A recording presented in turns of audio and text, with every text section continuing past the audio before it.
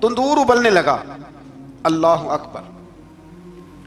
تو اللہ تبارک و تعالیٰ نے فرمایا تو ہم نے نوح علیہ السلام سے کہا کہ آپ خود اور اپنے گھر والوں کے ساتھ اس کشتی میں سوار ہو جائیں، اور اہل ایمان کو بھی سوار کر لیں، اور ہر چیز کے جوڑے یعنی نار اور مادہ کو سوار کر لیں۔ اور ان کے ساتھ ایمان والے بہت کم تھے۔ حضرت نوح علیہ السلام دعائیں پڑھتے ہوئے سوار ہو گئے۔ پھر کیا ہوا، کشتی انہیں پہاڑوں جیسی موجوں میں لے جا رہی تھی کہ نوح علیہ السلام الگ کھڑے ہوئے اپنے بیٹے سے فرمانے لگے، یا بیٹے ہمارے ساتھ کشتی میں سوار ہو جا اور کافروں کے ساتھ نہ رہو۔ اس نے یعنی نوح علیہ السلام کے بیٹے نے کہا کہ میں آپ کے ساتھ نہیں بیٹھوں گا، ابھی کوئی پہاڑ آئے گا تو میں پہاڑ کی پناہ لے لوں گا۔ اگر کسی نیک آدمی کا بیٹا کبھی غلط نکل آیا تو اس کا مطلب یہ نہیں کہ اس نے تربیت ٹھیک نہیں کی۔ ہاں، یہ اعتراض چھوڑ دیں، اس لیے کہ نوح علیہ السلام کا بیٹا کافر ہو گیا۔ اور جب سیلاب نظر آیا تو اس سے کہا کہ آجا سوار ہو جا، تو کہنے لگا میں نہیں بیٹھوں گا، میں تو کسی پہاڑ کی پناہ لے لوں گا اور میں اس کے اندر چھپ جاؤں گا اور وہ پہاڑ مجھے پانی سے بچا لے گا۔ نوح علیہ السلام نے کہا آج اللہ کے حکم کے سوا کوئی بچانے والا نہیں ہے سوائے اس کے جس پر اللہ رحم فرمائے۔ پھر ان دونوں کے درمیان موج حائل ہو گئی، ایسے ایک موج اٹھی اور حضرت نوح کا بیٹا ڈوب گیا۔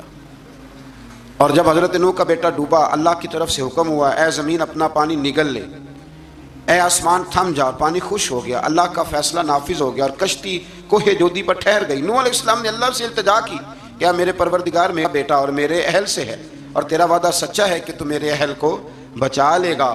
اللہ نے فرمایا نوح وہ آپ کے اہل میں سے ہے ہی نہیں، وہ آپ کے اہل میں سے ہے ہی نہیں۔ اہل میں سے وہ ہوگا جو آپ کے طریقے پہ چلے گا، جو طریقے پہ نہ چلے وہ نسل میں سے ہے ہی نہیں، وہ ختم ہو گئی بات۔ اللہ اکبر۔ اس کی اعمال ٹھیک نہیں، جس بات کی حقیقت کا آپ کو معلوم نہ ہو اس کے بارے میں سوال نہ کریں۔ تو نوح علیہ السلام نے اللہ تعالیٰ سے اپنی اس اجتہادی خطا پر مغفرت اور رحم کی دعا کی۔ پھر طوفان نوح تھم جانے کے بعد وہ سلامتی کے ساتھ اتر گئے۔ اجتہادی خطا میں نے ایک لفظ بولا ہے، یہ اجتہادی خطا کا مطلب یہ ہے کہ بعض اوقات انبیاء سے ایسی باتیں سرزد ہو جاتی ہیں کہ جو تعلیم امت کے لیے ضروری ہوتی ہیں، تاکہ لوگوں کو پتہ چل جائے کہ اللہ کی بارگاہ میں توبہ کیسے کرنی۔ اگر وہ لوگ توبہ نہ کرتے تو ہمیں توبہ کے طریقے سمجھ میں، یعنی ان سے اجتہادی خطا ہو گئی، کہنے میں کرنے میں کوئی ایسی بات ہو گئی جو بظاہر اللہ تعالیٰ کی رضا والی، تو فوراً معافی مانگ لیتے تھے۔ لیکن اب امتی اٹھ کے کہے کہ نبی گناہ گار ہے معاذ اللہ۔ حضرت آدم نے دعا مانگی تھی نا، ربنا ظلمنا انفسنا، اے اللہ ہم نے اپنی جانوں پر ظلم کیا، انہوں نے کہا تھا۔ تو اگر کوئی بندہ حضرت آدم کو ظالم کہے گا تو کافر ہو جائے گا۔